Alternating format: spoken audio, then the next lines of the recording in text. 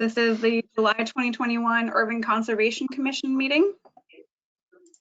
Very good. I'd like to open the meeting at probably 6:31, is it? 6:34. 6:34, okay, thank you. So we don't have to do the roll call since we are all very visible. Very good. And I would accept, do we have any guests out there? I know Rob said he might attend, but he wasn't feeling good. Okay, no guests. I believe right? he's on here. He's self-muted now, but yes, he's on. Okay, good. I will entertain a motion to accept the minutes of June 1st, 2021. Make a motion to accept the minutes of June 1st as written. Thank you, Mike. Second?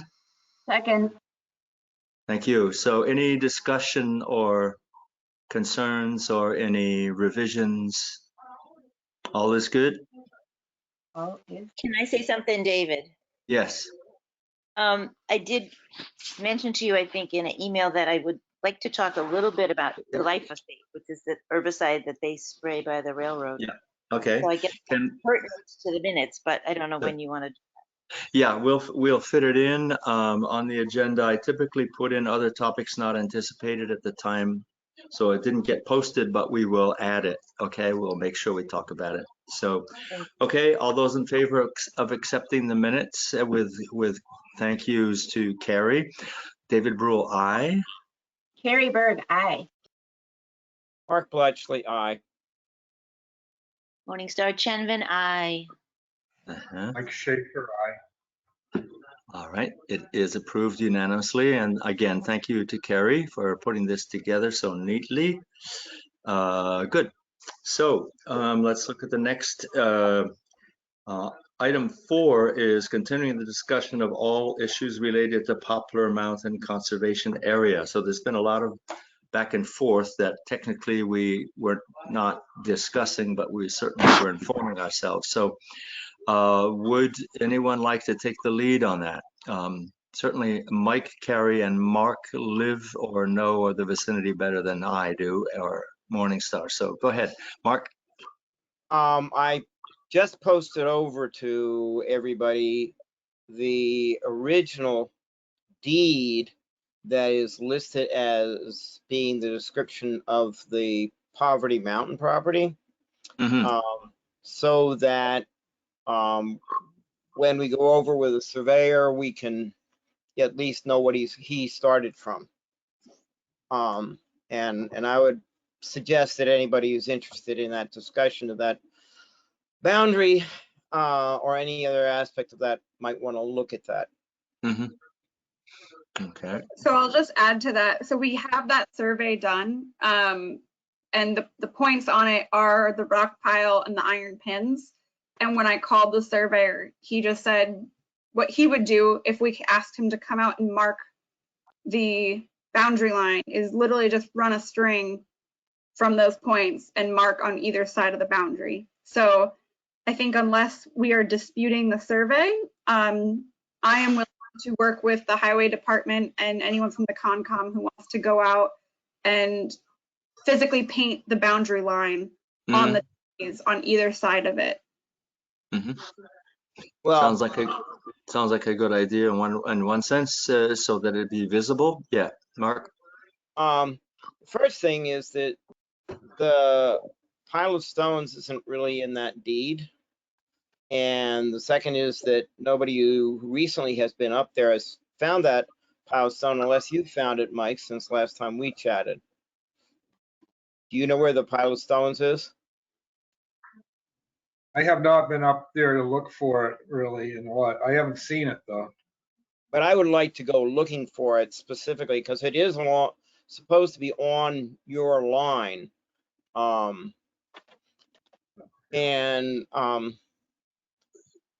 The basic thing is the line was determined as the brow of the hill, And as I said, if you read the deed, that's not what the deed says. And it's mostly about a tree with stones and then a distance to a tree with stones. And so there's some question as to whether or not there is space between the brow of the hill and the actual line. Because if it is the brow of the hill, there's no place for that aspect of the trail. And you'd have to find another way to go up. If it's back at all, or there are places when I went up there, and I have a GPS map from a regular from my Garmin mapping GPS that seemed to indicate, I can't get it, I don't have the same base map as the survey, but it seemed to have some space for the trail. So really need to find out where that really is, and where that stone pile is, and see where it stands and if there's any space there. And I posted in one of the things I wrote today, maybe, or last night. Mike, you want to go up there sometime? I'll have time this week if you want to go climb your stairs. I'm not sure of my availability, but the other part of it, Mark, is the map you sent us shows Poverty Mountain owns both sides of the power line. And if I looked at it correctly, and that would even be harder on the other side not to be on their property. Well, when I went up there, if you go the unmarked trail comes out basically at the lower end of the platform that they built, and then goes up from there, because there is more hilltop above that platform that they built for their towers or for stringing their lines. So I really think we need to have the actual GPS line and the actual pile of stones. The pin that he's talking about, the only pin that's up there is all the way at the other end. Yeah, I would say that I would trust the survey over the GPS, but I agree we need to find the pile of stones. And we could call, I originally talked to Dan Werner, the surveyor, but we could also ask him how he interpreted that deed when he was doing the survey, and have him walk us through it. Usually GPS maps, they're accurate to an extent, but they're not going to be with the same accuracy as a survey. So I would lean towards that. Well, It's his line has, I forget how many segments to it. The original property map had 3 segments to it. His set line has what, 1, 2, 3, 4, 5 segments to it. The original had 3. And if import is, where is that platform on the? Yeah, the platform's way below that, Mark. They're I believe the trail goes right through the through their property. Through which property? Well, isn't that the brow of the hill they're talking about? That? Well, that's what supposedly he used, but as I said, that's not what the deed says. The deed points to the pile of stones, which we hopefully can find, and then gives just a few 1800 style bearings and distances to get across there. And I think that's where the 3 segments came from that are on the town maps. And then the pin, the pin he's talking about is all, I want to point at the map. It's all the way down at the other end. Yeah, right there. So yeah. Finding that little junction where there's the 15-foot offset, I don't know where that came from either. So the other thing is I finally did get in touch with the folks from Poverty Mountain today, and it sounds like it's the Lashaway. I don't know if you're familiar with Lashaway Lumber, but it's that family, and it sounds like it's a son who now owns the property. And he sounded overwhelmed when I explained to him what we were talking about, and he, they own a lot of foresting land, so I don't, he knew where the general area I was talking about, but he didn't sound like he knew exactly the area. And I explained what you're all doing and that you own, 2 pieces of land over here and that we're looking to have a trail that goes across. So I sent him that email that I CC'd you all on, describing it. I had asked him if he would be interested in having an easement.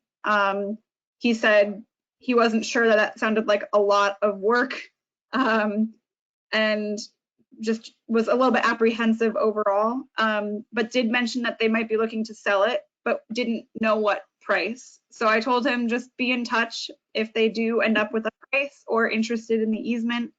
I don't know how promising it is. He sounded like this was a thing that is not often on his mind. So probably not their first priority. Mhm, mhm. If that's, say it's Lashway Lumber, we ought to, it just might be worth looking into any other places Lashway Lumber has land that may be adjacent to somebody else's conservation area, and if they have trails that go across. I know there's some of the lumber companies or people that are holding land for lumber allow use, like the fellow on the far side in Wendell there, right up directly across from where I live. There's a whole section that they allow anything as long as it doesn't have a motor on it in there. And I know that some of the other, as long as the trail's not a designated protected in perpetuity, like the New England Trail, they were happy to go along with that. I also saw on a map a trail marked on a map, and I'm not sure which map it is, that goes up alongside the sort of parallel to the west side of the power line. And I'm like, that looks impossible to me. And I don't know where that came from. I don't know if there's something else out there that we haven't been aware of for a while or what. So back to the surveyor. So Mariah, this has been surveyed and there's a Yes. record of that. And so this surveyor can just go there and GPS it, or it's been GPSed? What's the, So the survey is recorded. This is the survey that I've been sending you that you're looking at. This was before you took on this land up here. Everything is kind of has its old name, the heirs of John Guinness, this property up here that you acquired. So you now own this piece. In terms of GIS mapping the trails, that is happening hopefully this summer into the fall. We're working for COG to do that, but that is separate from a survey of the boundaries. yeah. So if we can I think we can relatively easily mark this eastern boundary. As far as this one, Yeah. I don't know. You could potentially ask Dan Werner about how he did this. Maybe he'd be able to tell you more. Mm-hmm. Would it be appropriate to call him and see what he has to say? I think so. He was very friendly when I called him the other day. So if one of you wants to take that on and have a conversation about it, maybe Mark, it makes sense to have you do it since you've been kind of working on this already and you have the deed and everything. I'd be happy to. I just didn't do it beforehand because I didn't want to get ahead of town hall or anybody else that might be looking at it. Mm-hmm. I appreciate it. No, I think that you could go ahead and ask those questions and just see what he says. Now, go ahead, Mike. No? I started to say something, but then again, Oh. I start to say a lot of things. I wanted to bring up the concerns that Paul Yeah. expressed Mhm. and the trails that are already existing, and share that I went over to his house and met with him on his invitation, and we sat in his garage and had a nice chat on a sunny day looking at the mountain, mostly your property, Mike. And then he gave me a little walk around. I would like to propose that for just as a gesture to him, number one, and number two, for safety's sake, and third, for to alleviate any concerns by the folks who have the farm now, that we close the eastern entrance. That we take down the sign there at the eastern entrance, which is on the curve, that we brown out the blazes that are down by the road, maybe as far up as where they join with the yellow trail that goes around. And my dinner just arrived. I may mumble a little bit. Anyway, so that's a proposal to add to our discussion of Poplar Mountain. So we have already told the Guinnesses that we would remove that trailhead. So I agree that that's a good idea because it's currently on their or the Katz's, I'm sorry. We told them that we would remove that because it's on their property. So that will come out. I have to coordinate with the highway department to kind of block that off and make that not look like a trailhead. But I don't know in terms of, you can speak more to the actual trails and where they go from there. Well, we perhaps should talk to Sue Sharbo and see if she wants that sign as a souvenir, or if we want to put it somewhere else.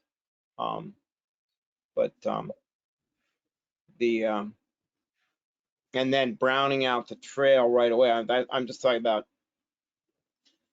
blazes when you're no longer using them need to be painted with either black paint or brown paint to obscure the blazes. I know some of our previous white trail perhaps, or the yellow trail on the far east western end of the property, there's a couple of places where trails have been browned out.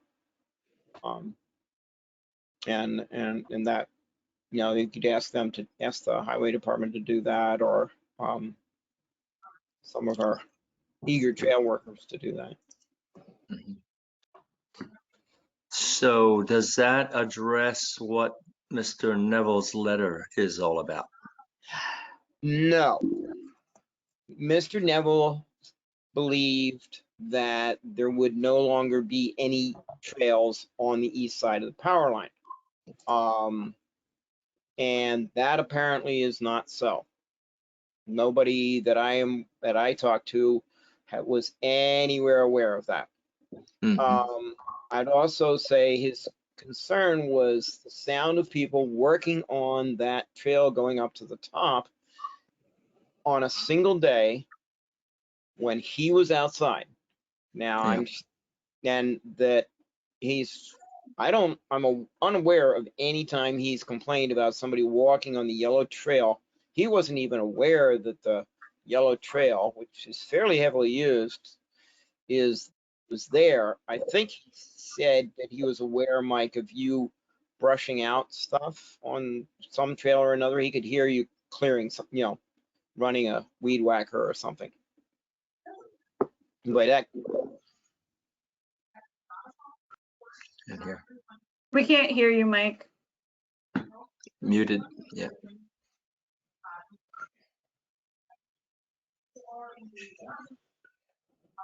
can't hear you, Mike.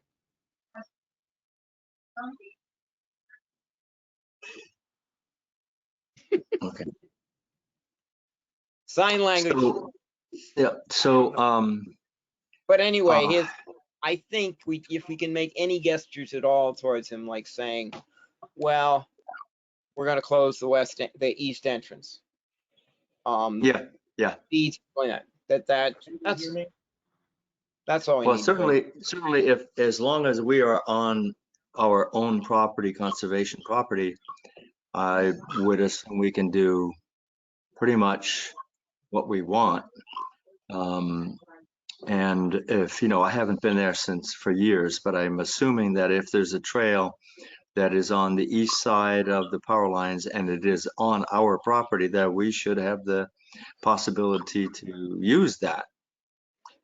I would say the other thing is that if there's going to be any work on a trail by anybody more than one person, Yeah, going around painting blazes or, brushing out, cutting grass, and there's one section of that yellow trail on the east side that's pretty much a grass covered old roadbed, woods roadbed. And other than that, Yeah. we should call him. yeah, So let's good say point. we find out that we can get the easement or we get the Yeah. property and we decide to connect up to the top of the hill again. If that's going to happen on a given Saturday, I suggest we send him a message and say, by the Yeah. way, Mhm. we are having a trail crew go up there and do work, because the effort involved in building a trail on that hillside requires a communication Yeah. and loud communication. Okay, good. I mean, I think, if we do the gesture that you're talking about, we can satisfy his request to the extent possible, but it's kind of crazy to forego the use of a certain section of that property just so he won't be able to hear voices later on. But he was very courteous in his writing and, was, I thought, reasonably neighborly. So let's follow what Mark had to say. And what Mariah is suggesting too is that the trailhead no longer be posted down there, and we'll see. So Poverty Mountain itself remains kind of a mystery, right? We're nowhere right now until Mark gets in touch with the Lashways to see if we can cross it or what we have to do to it. I'll be contacting the surveyor, and Oh, the okay. Lashways will possibly contact Mariah or Yeah, and Rob, we can't hear him. Something must be wrong with the microphone or something, but he commented that in Oliver, it shows that the ridge is flat on top, and he said that the survey is correct, but the language of the edge of the brow is incorrect. Mhm. So there may be some discrepancies. I don't know. I think there are, but I don't know what they are until we find the pile of stones. Okay, Yep. good. All right. Other By the topics. way, I would suggest anybody with interest in the property who wants to talk to Paul, he's an entertaining person to talk to Mhm. and All right. and definitely polite. Very good. Other issues about the Poplar Mountain spot. I think we have a parking lot concept. Yep. You guys got the updated diagram, right? Yeah. The only thing that's changed on that diagram is the width on the one side it went from 55 to 60 feet based on the requirements for parking spaces for the side. Spaces. Yeah. Okay. So otherwise it's the same. So do we have to formally accept this, or do you want to keep it up for discussion for some more time? I don't know if Rob has seen this and Laura or others. Do we, as a butters, Mike has not been able to voice what his opinions are. Where do we go from here? Mariah, I mean, Carrie, did you put this together yourself? Yeah, I put the diagram together. Okay. And so we should consider it a draft proposal, right? I think It's, so, Looked yeah. at it on the ground that one time. So we have seen it, right? yeah. And we went out with Glenn on that follow-up, and we measured it out with his measuring tape, made sure that all of the flags were in the proper positions. And that's when, we discovered that we had to up it just a little bit from the 55 to the 60 to Okay. accommodate the sizes. Okay. So what would be the next step? I mean, Glenn has been there, Mariah's been, Carrie's been mapped out a diagram. Yeah, Mark. I move that we ask I move that we ask the highway department to schedule their chainsaw training session within these boundaries to clear those trees that are there that do not require an outside contractor. Mhm. Okay, is there a second to that motion before we discuss it? I'll Does second. anyone second it? Okay, so that opens the discussion at the very least. Yeah, so basically understood in Mark's motion is that we would accept this diagram, right? Because that hasn't happened yet. But so we're essentially implicitly accepting the diagram and talking about giving the highway department the green light to cut trees in there. So any conversation needs to happen about that? We have That to be would seem careful because the we next did a motion and we slam dunked it and then we had to back off it. So we want to be sure that we have thought this through. But like I said, implicitly, we've got the acceptance of the diagram and explicitly the request that the highway department cut trees down. So, I don't know, discussion is, what about those white pines that were lining the berm between the road and the parking lot? Do they not deal with those? They said they wouldn't deal with those, that they Okay. would leave those for a professional to do. Okay.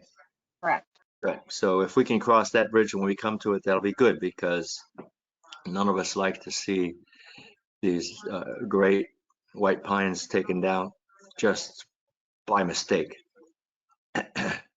Morningstar, you haven't been there, I don't think, but one of the issues, there's some beautiful, well, to some eyes, tall white pines there, but they have a lot of lower dead branches and for a good 15 feet from the ground. And so we're, the highway department was expressing concern about those branches breaking off and falling on cars and stuff. So I think that if we keep that out of the discussion until we can have a closer, more focused conversation about the trees, that I'd like that to be understood, that no one will touch those white pines. First of all, we'd need a professional probably, but secondly, things have been known to happen by mistake, so we don't want to deal with that. Can I make a friendly request for an amendment to the motion, just to include all this information? So include that you're approving a lot 50 by 60 feet. You would like to request the highway department to clear the trees from that area except for the tall white pine or the tall pines. Yeah. Isn't that happening? Yeah, that is the, right. So if you all want, we could follow Robert's rules and have a motion to accept the amendment and then vote on that and then come back to the original as amended. So based on Mariah's suggestion and proposed amendment, I would make the motion that we accept Mariah's proposed amendment, and I'd need a second, Second. Mark, and then any discussion about that clarification that would be brought to the original motion. Everything okay? Hey, this is Rob. Can anybody hear me or no? Yes, now we can. Go ahead. Oh, great. Mariah, can you just repeat that, what you said? Yeah, so they would be accepting the proposed parking area as 50 by 60 feet in the location that Carrie, Mark, and Glenn most recently laid out. And then the clearing of trees in that area, except for, or not including, the tall pine trees along the edge of the road. Okay, thanks. I actually do have a quick question about that. I'm not pushing back, or hopefully not pushing back hard. I'm just glad that we're not doing 100 feet wide. But all the trail stuff, the parking lot that I've read, you need 18 feet for each car, and then 12 feet in between the two 18 feet spots. So that comes up to 50 feet long, not 60 feet. I'm just curious why he wants 22 feet in between front and back cars.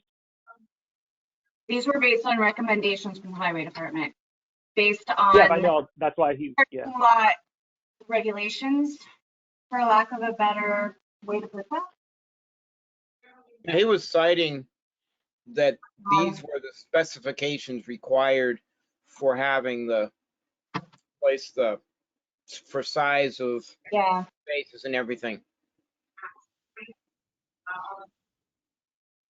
Mariah, do you have any experience with that? I would defer to Glenn. I don't know the rules off the top of my head, but quite frankly, I think that my preference would be to have a little bit more feet for if you have a van or a truck backing up, then, I mean, I think that the difference between 50 and 60 feet here is negligible, and I would just have the 60 feet rather than try to cram cars into a lot that's too small for people to turn around in properly. Yeah, I just had a question about it. Yeah, go ahead, Mike. I also Can you hear me? Oh, go ahead. I've had to be on and off a few times to get back. I've lost my audio. Well, lost a lot of things, but yeah, we went there. 60 feet is what he recommended. It's more like 20 feet between cars, I believe, Carrie, was what Yeah. it was, 20. And I would go with 60 by 50. That would be my recommendation. Right, When- and that kind of goes also with what Mariah said. It's better to be safe than sorry, and that's why the 20 feet in between and the 20 feet long spaces were recommended. Also on the ground, the area that he was flagging was, pretty clear that there was more area beyond that could have been included, but this obviously does not go back to the road. It leaves that berm intact where those trees are, excuse me, and, and it ends with space before the trail. So, it seems like it'll fit in there easily. I was going to raise the question of, do we need to file a form for ourselves because of the distance to from the eastern edge of this to wet ground? I mean, there's not Yes. a pond in there, No. but we had said there was water there at some point. Yeah, it's a wet area. Yes, we got the word from our consultant, Ward Smith, who said it's kind of a no-brainer, but you do fill out the form, and we can also vote on our own request for determination. So, but we'll have, that was the statement from him a good 2 months ago. So Morningstar, you can kind of see the quandary. So we are filing a request with the Irving Conservation Commission for work to be potentially affecting an isolated wetlands, and then we have to rule on it on our own request. So we were kind of in a conundrum. Is this really what we can do? But apparently, yes. I'm sure that if we can't, that DEP will jump all over our heads. But I think we can do that. But it's good to keep that in mind, because we will, before we do anything else, we'll not before we clear that little spot, but before we do any what would I call it, altering of that area, we would have to file a request for determination of applicability. Okay, that's the last information. Okay, so that was a question. So So do we have to file that before we can give the highway department authorization to do the chainsaw cutting No. that area? in my opinion, no. They're just cutting. They're not going to be pulling stumps yet, and it basically they're clearing, land clearing, which is okay. It's a fairly small space, but I don't think until they start altering the surface and dredging or filling, that's where we better get a statement. Plus we could measure it again, but we're a healthy distance away from the most moist place, but we should do it right, given we're the Conservation Commission. So can I close the discussion on the amendment? And we have a motion to accept the amendment. All those in favor of accepting the amendment as phrased? David Brule, aye. Carrie Berg, aye. Mark Blatchley, aye. Morningstar Chenvin, aye. Mike Schaefer, aye. Okay, excellent. Thank you very much. I'm so pleased that you're using alphabetical order. The teacher in me just cheers up. It's made a lot easier to do roll call. Thank you. So the amendment passes, and now we have the new motion, or the motion with its amendment, which probably sounds like, what do you think? Carrie, do you have a grasp of what Mark's motion and the amendment added to it, what the whole thing sounds like? Yeah, the good thing is I record these on my audio, so I can always go back and get the exact wording. So Okay. Good. Okay. So the drift, I believe, is that we, with the amendment included, that we accept this diagram and the layout, and that we request the highway department to clear the trees, and that they do not deal with the white pines on the berm until sometime in the future, which is, I think, what they wanted to leave anyway. So that's the amended motion. And is there any further discussion on the full motion now? David, there's one tree that I think they're gonna need to do something with it. It is leaning against a white pine, the one that's on its side there. I'm not sure what kind of tree that was. It might have been a pine. It's another one of the pines. It needs to come down. So it's probably, is it standing and dead, or, I mean, leaning and dead, or is it still living? Just a curiosity. I noticed.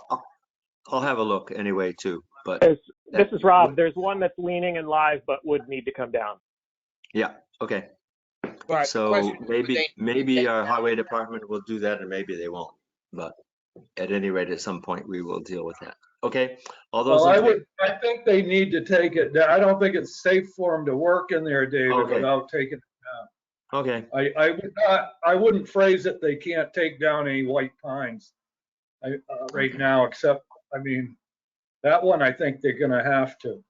Okay. But they're not gonna do it. They're gonna hire somebody for that. Well, then they can't really work under it. and not very excited to work on it anyway right now. Yeah.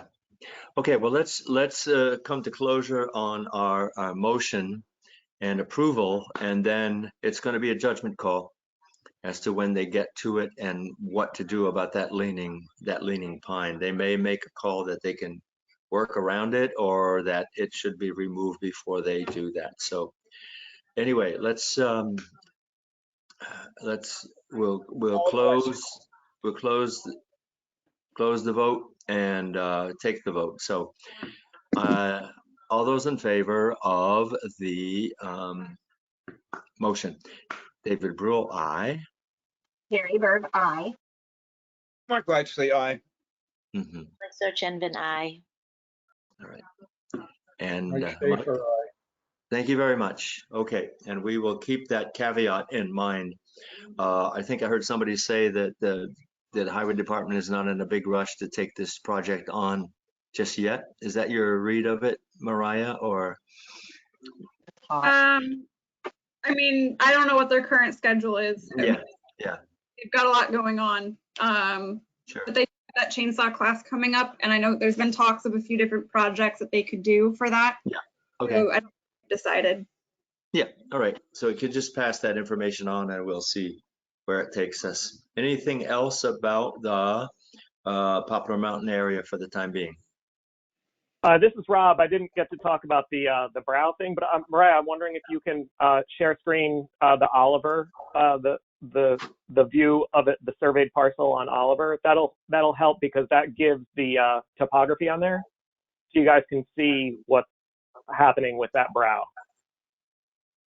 So while she's bringing that up, basically, even though the survey, the wording says it's the brow, it's not actually the brow. There's a flat area, especially on the east side, that goes past the from the east side, bordering Mike's land, past the power line.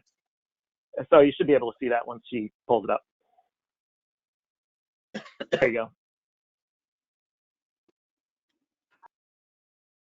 So you're talking about this right here. Yeah. So that's where, as it stands now, that's where the white trail goes up to that, and then goes over to the power line. Mm-hmm. So I would just caution too that Mass Oliver is also not a survey.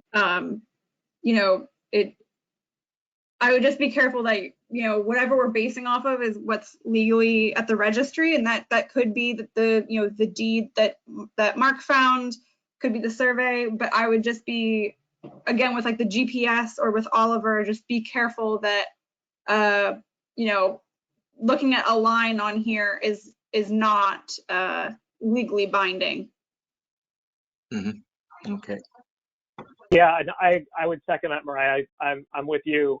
Although in this case, if you do look at the survey, it looks like they did a really good job of it. But Mark, I don't know if you're ever going to find the pile of stones. Nothing against the surveyor, but I do a lot of work with the Nature Conservancy, and we are forever trying to find pins that surveyors have said that they put in, and just you don't find them. So they do some of them, but they don't do all of them.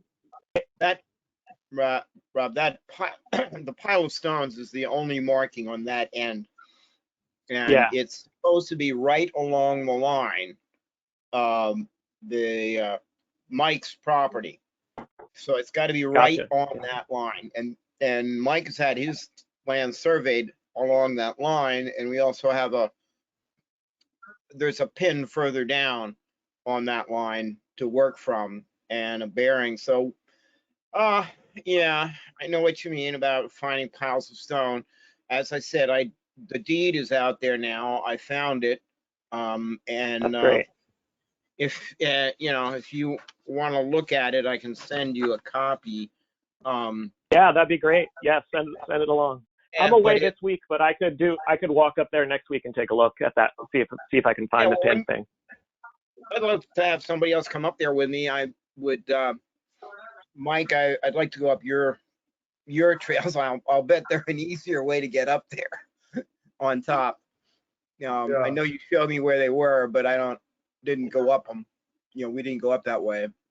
Yeah, I mean, where the rock pile of rock is, I don't have a trail right to that, but if you, could we go back to that map quick, Mariah? I just had one question. If you This look map? to the, yeah, if you go to the power line, then you go to the west side of it where, yeah. Now that's all, I didn't realize until we got this map, Poverty Mountain owned to the west of the power line on top too. And that I think is pretty steep right there too, right? Well, having been up there, there's like a flat area along the edge, right at the power line. You're right, I can't show. Yeah, you can see that little part there, and then it gets steep up, and there's another area. And again, it really depends on where that line is. And it could be that that white trail coming from the other end already goes on their land a little. It could be it doesn't even touch it. I'd have to get up I there. think it goes on it a lot, Mark. I think it's way on it. I don't know, Rob, you know better than me, but I mean, we'd Yeah, have I'm to- not certain. I didn't realize. It would be, yeah, it'd be helpful to get boots on ground from somebody and take a look. Mariah, can you Right. zoom in just a little bit, that section? It's just a little hard to see. Yeah, that's great. Yeah, because then you can see that no matter what, whether if it is and we need to reroute it, we still got a nice flat zone up top, or There is flattish. So that's great. there is a flat area right there on their power line where they built their platform, and then the land goes up above that platform. So my thinking is they built the platform on our land, on the power line, and that the white trail that comes up the hill is all on our land at the moment. Then what it does west of there, you know, God knows. But got to go see it to know any of it. It's, you know, we could keep talking about it, but Yeah. Okay, good. I want to go see. And to echo that with what Mariah said about, you know, beware GIS and stuff like that, it's from doing stuff with Nature Conservancy, it's just amazing. You can stand in one spot and the GIS will hop 10 to 25 feet one direction or another, and really only compass bearings from known points that are on the survey. When I originally kind of tried to figure out where the boundaries were on this, I just took a compass bearing from the stone wall along Paul's land. He's got that stone wall, and just went straight up from there. And that's really probably the best way to do it. Maybe somebody else can do that and try that out. Get a good sense of that. I'm gonna try to get up there this weekend. Nice, Gary. I'm just a point of information on this particular map. I'm kind of surprised that it is called the Guinness Farm Conservation Area. Don't know where that came from, that designation. In some places it's called Urban Town Forest. In some places it's called Guinness Farm Conservation Area. In some places it's Mountain.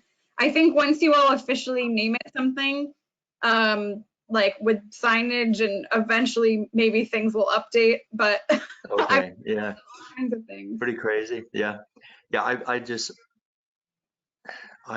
was unaware that it wasn't named even on a sign. I were pretty sure we called it the Poplar Mountain Conservation Area, but we will better make a formal effort to name it for sure. I thought it was done, but anyway. Well, I think Okay. at recent meetings you had named it when you were thinking about naming trails, but it takes a while for these things, you know. Oh yeah, okay. Yeah. Not being familiar with it, I just was curious. So, okay, I think we should move on unless there's any last minute word. No. Okay. We want to get down to. Sorry, David. I know you want to move on, but I just have one hope for if you take down the blazes on the east side, just don't go too high up on the yellow trail, because people are going to be walking down and around that loop, and you just don't want people to get lost walking down on the way down, basically. So, you know, like, remove the blazes from the signage going in, but if somebody's going around, you don't want them lost out there. That just would not be nice. No, no, I was only talking about from the road up, a short distance so people don't walk in following it. Okay, yeah, gotcha. Yeah, so like that flat before they make a left turn going up. Okay, good. Cool. So we would like to look at 5, and this is where Mariah comes in, I guess, the potential zoning changes, especially down here in this neighborhood, and that is near renovators. So where are we with that, and what is it potentially going to look like if that goes through? So the planning board had a site visit recently to discuss the planned unit development overlay district. And hold on, I'm trying to find the map to be able to show you all. Mike had brought this to you all a few months ago to review before there was some changes made. So let me just pull it up. A planned unit development overlay district it allows campus-like development. So it's, hold on, this is not working.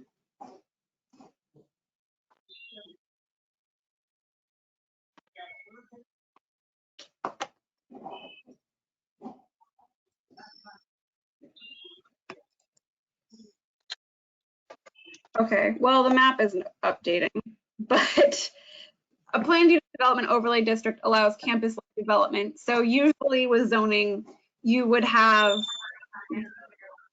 one main building that is allowed per building lot. And if you wanted to have more than that, it would either be an accessory building, or you would subdivide to have a whole nother main building. And each building lot comes with the requirements of a minimum acreage, minimum setback, frontage, and things like that. The planned unit development overlay, or the PUD, allows multiple buildings on the same property, but only in certain areas. Right now, it's proposed to be the area that Renovators Supply mill building is on, the IP mill area, the Irving paper mill area, and the French King district area. And it comes with a variety of specifics, but that's the general basis, is that basically the old mill buildings are already developed this way, and it encourages historic reuse of those buildings, and allows kind of uniform development, so that you're taking into account a whole bunch of buildings at once and not doing it piecemeal one by one. And so the recent site visit was to Renovator Supply to look at where the boundaries of this overlay district will be. And yeah, and so the planning board will be discussing at their meeting this month. Mike, I don't know if you have anything that you want to add? Well, when we first proposed it back in January, I think the Conservation Commission asked not to include the wetlands. And that was, Mariah did take out a lot of the wetlands from the both renovators and the IP mill. And there was one little section that went past the central village, and it include, I didn't realize behind Renovators is another factory where they used to make cradles and things. It was a really big factory. David, you probably know the history. It was a woodworking place. And I think he said, this was interesting to me, that the town put in a sewer in the building, and for about 250 people could work there. It's right, it would be at the end of the proposed PUD. It's got a fenced in area around it. It used to be a tool and die place maybe at one time too, back there. Does that make any sense, David? Let's see, so looking at the red hash marks there, is that it? And then Yeah, that- and we're that not really section- sure where, we're not positive where that, I think that canal, the end of the canal was about where the end of the building is. It used to get its water from a turbine that went up. One canal fed it at the top, and then it went out the turbine at the bottom, the canal at the bottom. So it would kind of close to where she's got her cursor now, right in there, I think. Yeah, right. So, No. yeah, so our understanding, the reason why when Deb and I were putting this together, we had it stop here was because on Google satellite imaging, there was buildings back here. And so we didn't want to go all the way to the river based off of the feedback, but we also figured that it should cover whatever development is already there. And so this is what it ended up looking like. You can see this is the end of Strachan Street right here. And so actually when I ended up, I put this together for Deb when we were looking at it the other day together. This is the end of Strachan Street here. This is 200 feet from Strachan Street, which is about in line with that baby pram building. And that's 350 feet, which seems to be about the edge of the fence line, Mike, where we were standing, and there's some like tractor trailers parked there. So I think that's about the distance. And then this on here should be about 200 feet from where Central Village ends. Right. It was all impervious surface. It was tar over the septic tank, and then there was a fence around the whole area. Right. So they're using. Yeah, it's been a long time since I've been down that way, but it looks like that is part of the footprint of the original mill complex. But when I was there as a child and 10 and 11 years old, there was nothing down there that was functioning in the late 50s that I knew of anyway. So we called that area the Lower Canal because I don't know if you all are familiar with what the case was, but right at the bridge there was a dam, and the dam fed a couple of locks that sent the water running down along the renovator's property, and it was a fairly deep and dangerous canal. And then it went out into the millers after turning a number of turbines. But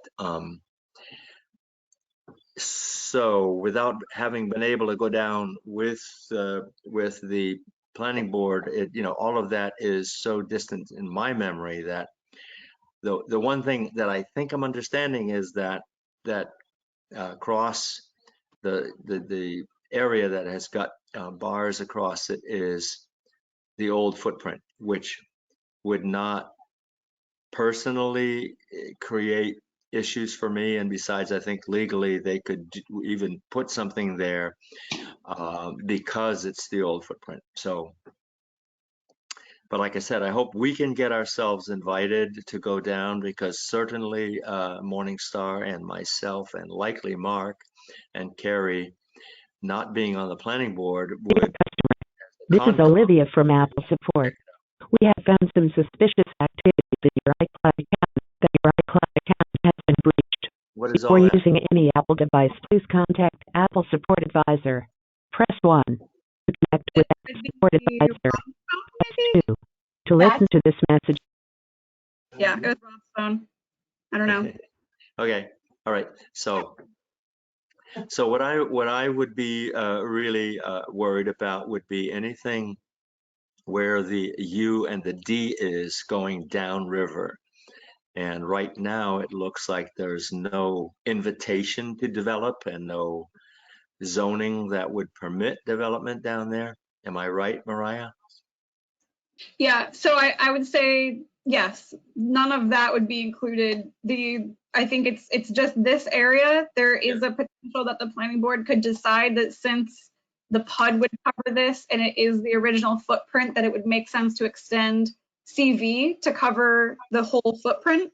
But none of this riverfront area would be included in that. Okay, yeah, that was my primary concern.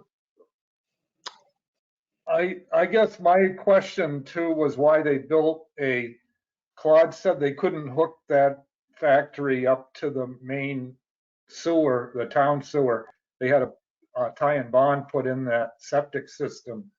And I don't know why, but it was quite expensive at the time. And the other thing that came up during the tour was when you walk down River Street, there's an old red building against the river. And we asked Claude about that. And he said he'd like to revitalize it. Right now, it's not part of the PUD. It's only on the right side of the street that's included, but that came up as a question. Could he do something with that building? I don't know. Well, Can I ask a question? yes, of course. Yeah. How many buildings, how many houses do you think that would be put there if this did come to fruition? The PUD, you mean? Yeah. That one building, Morningstar, we looked at out in the by the canal. That's like a big factory. It's unbelievably big. You probably could put, I don't know, 100 apartments in it almost if you wanted to. It was a lot bigger than what I expected it was. I don't know what Mariah thinks, but it was. So are you quite a thinking they're thinking of using that building or making totally new houses? So I want to be clear about something. So the current planning, the current zoning, they can develop this into housing, businesses, anything they want with the current zoning. The PUD only is about a specific type of planning zoning that would allow, so it would have a common driveway instead of individual driveways to certain buildings. The owner of this property could turn the mill buildings into housing if he wanted to right now. This would not affect that. He could just do that. He could, it would be much different for him to knock down a building and build a house there than to turn a current building into apartments. And so that's what the planning board is considering, having apartments in this building? The planning board isn't considering anything. The planning board is only considering the PUD, which is a type of use. So no one has proposed anything, like, Claude hasn't come forward and said, this is what I'm going to do, and the planning board isn't considering that. Planning board is considering the specific bylaw. So this is ancient history already, but why did this even come up? What? It's right now the footprint is kind of a abandoned factory, asphalt covered, some probably semi-polluted brown field. And I don't understand the impetus of, opening a can of worms. Why bother? Why is this an issue? This is not only applying to renovator supply. This is at full sites across town, and we're currently trying to redevelop the IP mill. And likewise, there are other areas in town that are currently non-conforming to zoning. So if someone wanted to develop IP mill and knock down some buildings and build a new building, it's going to be conforming. And so this would allow some historic reuse of buildings that are already existing on a mill site and allow the planning board to have more control over, design aesthetics, having less driveways. It's a tool that a planning board can use. Somebody could come into any of these properties under the PUD and not use it. It's just an option that gives a developer and the planning board different tools to accomplish the development. So it's something that Brian and I brought to the planning board. I've been working on it with Deb Smith, and I think I sent you all the draft of the language, but it outlines in the draft of the bylaw the purpose of it. Originally, David, it was like Mariah said, it was a lot for the IP mill. And then we couldn't do spot zoning, so we had to include other areas in town. Oh, I see. Yeah. So tell me, I'm just getting caught up. CV means Central Village. And so that's basically the current renovators buildings, right? Correct, Yeah. yeah. And so that means apartments, housing, what does that refer to? All of it. Residential? So Central Village is like the most expansive type. So if you think of it, like CV is including commercial, residential, some light industrial uses, whereas VR is more of like a kind of neighborhood with some like light commercial, and then rural residential is exactly what that name implies. Yeah. And the PUD is, again? Planned unit development. Planned unit development, and which is different from CV? It's an overlay. It goes over CV. Oh. So someone could choose to just follow CV, or if they chose to do the PUD, they could. Mm-hmm. And so to Morningstar's point, the PUD could be residential, it could be housing, but it would have a limited access route. It would have a single driveway into a cluster. Mm-hmm. I was going to contribute. My first question is, from what I've heard being said, if the owner of a current building wanted to, and since it's there already, he can do basically whatever he wants with that spot and that property because it's already there. He's got something already there. Is that correct? So within the zoning regulations, so he can use them in conformance with the zoning regulations. If you're building a new, if you wanted to build something new, you also have to meet the zoning regulations, which means your setback, your minimum lot size, etc. So it's not that he can do anything there. It's that he can do whatever CV permits him to do, and he's not building new buildings, so they're already there.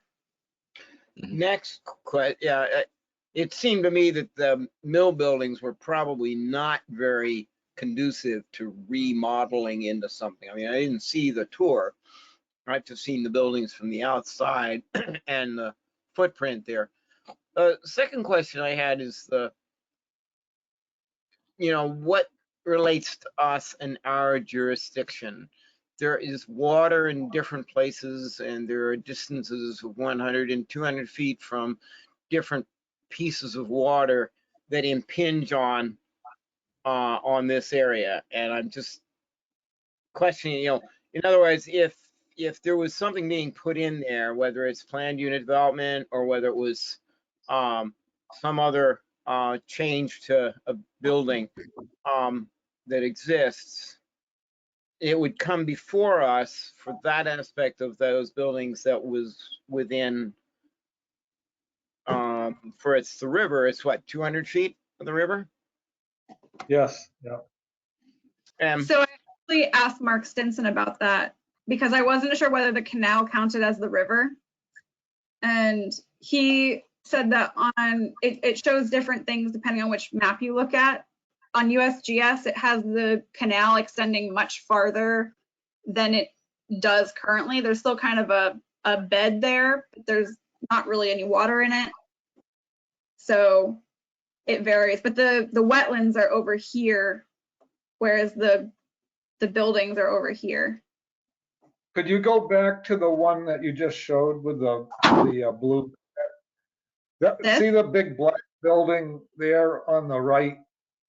That's probably where the building is that we want to include in the PUD. And the canal goes right up to it. I mean, it used to, the turbines are on the right side of that building, and the water would come down, go into that upper canal and go through the building. So, yeah, that's a pretty good picture of it. So if somebody wanted to do something with that building, their plan would end up coming to the Conservation Commission because it's within 100 feet of a body of water. So Yeah. man-made canals don't count as bodies of water, but if you're within, the area of here, basically, if they're going this far out towards the river, yes, they're going to come to you. I don't know that if they were doing something at this specific building, if it would really depend where they count the canal as ending. And Mark wasn't able to tell me that without being on site. Okay. And So then that they This is Rob on here. I don't know. I don't know if any of you have walked down there, but I was down there in March, and there's an active beaver lodge in that canal. So it's just helpful for you all to know that. Yeah, there's typically water in there. I was about to remark that if something were done inside the walls of that building in terms of reuse, that probably would not enter our jurisdiction necessarily, but if they were going to be doing some kind of additional construction, altering, dredging, filling in any of that area within 200 feet of the river, then it would come to us. But let's say he comes up with a bright idea to do something about inside those walls, then probably he could do it without too much oversight from the Conservation Commission.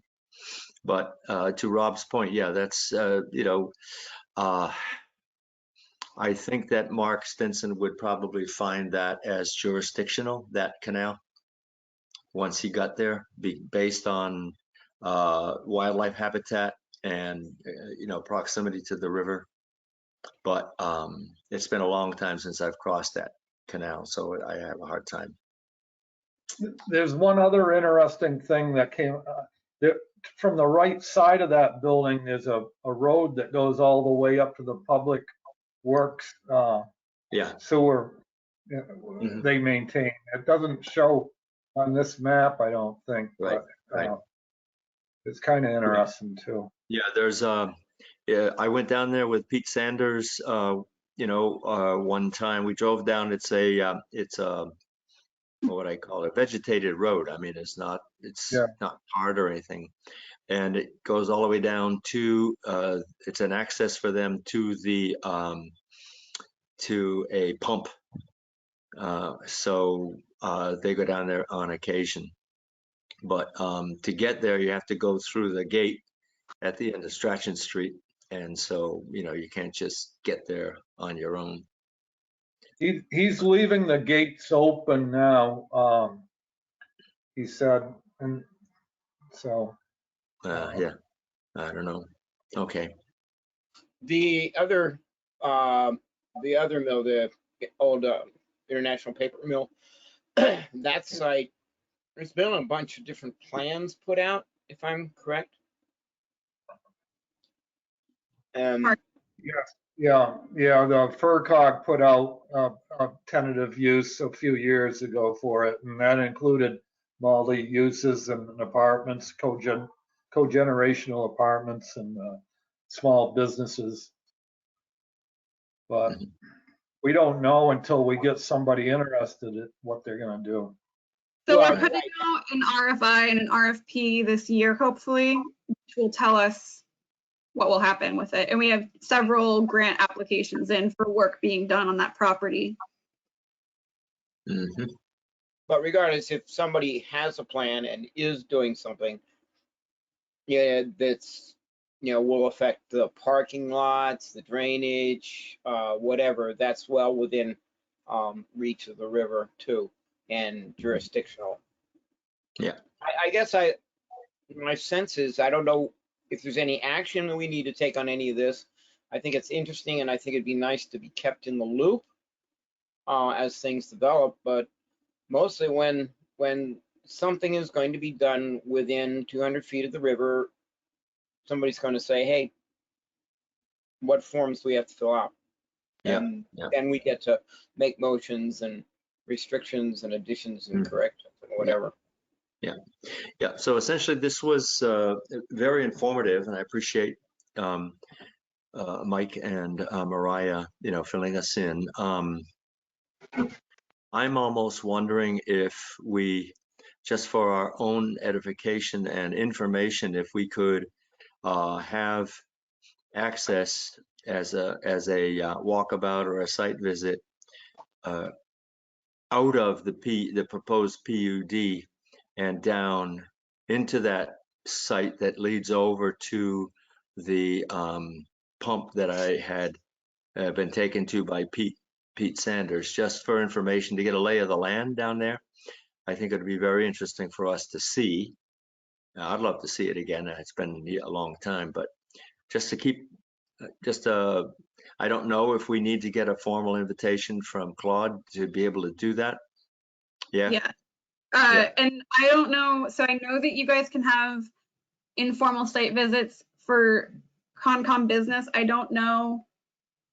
I guess you can do it if you don't have something being filed. I don't know all the rules, Yeah, but yeah. you absolutely need his permission. But essentially, it would be to cross his property. He doesn't own the wetlands, does he? Below River Road to the river, all the way down to the municipal buildings? Who owns that? You mean like, oh, that's the wrong map. No, I don't. I think the town owns a good chunk of that. Yeah.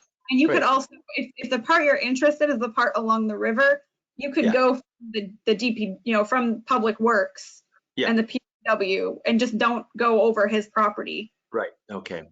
Because that would be a lot easier. It's much easier for the town to give you permission than to go. Yeah. Oh, yeah. Yeah. Well, that might be something that we should do, or we could do with again with Pete. Pete Sanders drove me in there, but we crossed the renovators property to get onto that lower stretch. But it would be interesting to get familiar with the lay of the land down that way. Very, very good habitat, and a lot of it is wet. There's some incredible white pines down there that possibly escaped the floods, but also the tree felling that went on at the turn of the century. So one of these days, maybe we'll do a field trip down there to just to get familiar with that area. I'd like to do that. Yeah, for that matter, Morningstar, we could just walk out your back door and walk along the river and get about the same thing. Because I've done that before in snowshoes quite a bit, down all the way down to the lower. And in terms of archaeology, that's off the topic right now, but it's a very interesting site where materials have been found, dating back several thousand years. So there's a lot going on down in that spot. Anyway, okay. Thank you though for my information. I feel like I've learned something and feel a little bit better. And anybody else have anything else to say about that area? No? Okay. I haven't checked the mailbox recently to see, not since last week anyway, see if there's any new filings. I will be there on Thursday. I'll go and check the mail, but I haven't seen anything new. I don't know if anybody else is aware of anything. Mike, do you ever get into the mailbox on occasion? Yeah, you had some things, I didn't read through them all. I think maybe the only thing I've heard come up new is that the solar field on the French King, they were gonna come up through the guardrail to make a connection. And now Yeah, they're yeah. having issues with the town.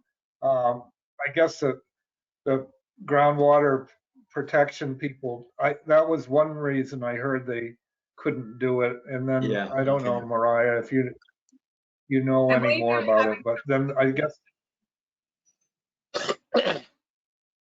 I don't think that the excuse me? link gave them permission. Yeah, okay. All right, anyway, for your that's information, about- I'll check the mailbox on Thursday, and I'll let you know if there's anything new in there, but we have to keep an eye out for hard copy filings, I guess, especially. Any old business that need to be taken care of before we hear what Morningstar has to say? Anything Could else? I had one question for Carrie. I appreciate you organizing everything. It's so nice. And then I went and tried to open some up and it won't open for me. I need software to, is that what I need to do, is load the software to open those up on You my should- computer? Oh. It's- If it's a PDF, you should already have it on your computer. If you don't have Microsoft It was like- Office, I think there might be some. Usually you can open it, but you can't edit it if you don't Yeah. have. Let me know exactly which ones you're having trouble with. And I'll Okay, look at them. And I'll try to find a all workaround right. if need be. Okay, Okay, thank you. yeah, okay, so items not anticipated, and Morningstar has asked to say a few words about the right-of-way railroad spraying, I think. Yeah. I've just been doing some research on glyphosate, and I think that I could send this to the committee, but there's a lot of countries that have banned the use of glyphosate. Like there's like 15 countries. There's Alaska that in 2010 banned the use of glyphosate on its railroad tracks. There's a lot of counties in California that have done the same. And I'm very concerned about the fact that we're using glyphosate around our railroad tracks. Mhm. So I would like to send you all information on the research on that. Mhm, mhm. Is it done every 5 years? Is that when it's done, or every 2 years? I believe, unless Mariah corrects me, I think it's every 5 years. I'm not sure. I know, Morningstar, if you're interested in doing more research, I know that it's at the state level is where they get their like license, or I don't know what it's called, but they get like their license to basically do the spraying. And then each just has to be notified. So Right. if at some point, if the Concom is looking to do any advocacy work, I believe that agency is listed on that paperwork that you can reach out to them. Mhm. And where do I find that paperwork? I can send to you what I have. I'm trying to think of what it's called. Yeah, quite possibly too, in the original request for determination that Keith Morris had to say what it was. Yeah. Right here, yeah. There might have been an attachment or, Yeah. I'll look it up and send it to you, Morningstar. Okay. So, it's a concern because the Bayer that bought Monsanto has done a lot of studies with quotation marks that show how, it doesn't stay in the soil, it doesn't go in the water, it doesn't, but there's many, many countries that, and various organizations like Food and Water Watch that believe it is a carcinogen, it does cause breast cancer, and it does go into the water, and it does Mhm. really change the plants around Yeah, yeah. where it's gone in. So I'd like to give you that information so we could Yep. look into into that. Yeah, good. My memory tells me that possibly towns like Leverett or Shutesbury may have challenged the railroads also. There might be somebody who we could contact about that. Okay, I can try to find out about that. Yeah. And then just, well, I want to thank you all for helping me get involved now. I've contacted the Mass Conservation Commission. I'm a member and I'm doing that. So thank you for that. Yeah, good. In that process. In terms of the little project about getting tree stumps for the pool, I'm in contact with the tree warden and also with the principal. So we're working out a way to get those stumps either from the tree warden or from people in the town. I'm in the process of getting that figured out. Good. Excellent. But if trees are being taken down at that parking lot, that would be one, place where we could get some tree stumps. But it sounds like maybe that's not happening right away. Yeah, not the big ones. Yeah, I didn't see anything that big. Okay. Now, does the tree warden work directly with the Department of Public Works? Are they united? He happens to be on staff. Okay, so they're one. All right. Yeah, so I think that's all I wanted to say. Good. Yeah. Oh, that's excellent. Thank you for maintaining the lines of communication with the school. And, it is summer, so we'll see what happens. But, eventually we'll be back to whatever normal used to be. And that'll be good. So I guess, are there any other topics? Yep. Can I just say that I'm going to write you a little bit more about thoughts about the outdoor classrooms at the school? Something we might contribute to. Sure. Yep. Excellent.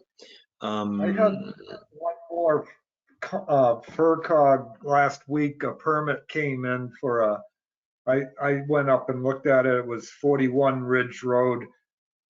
They're building a new house up there, but there was no wetlands involved.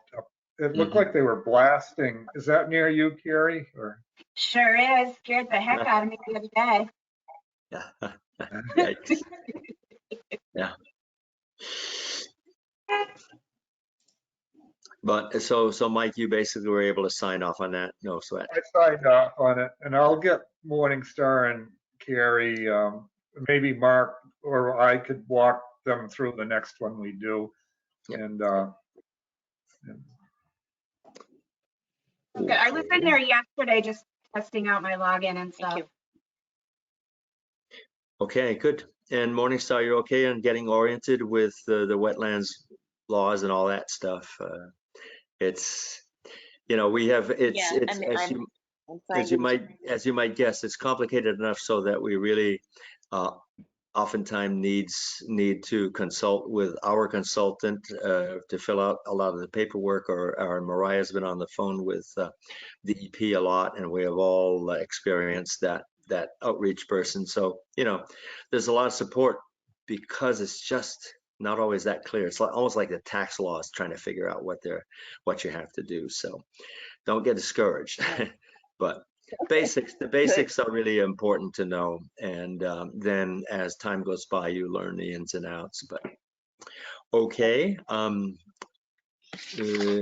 entertain a motion to adjourn unless people want to speak. Oh, I had a question. And should we expect to meet in person the next time, or is everybody happy with this setup? I'm good with either.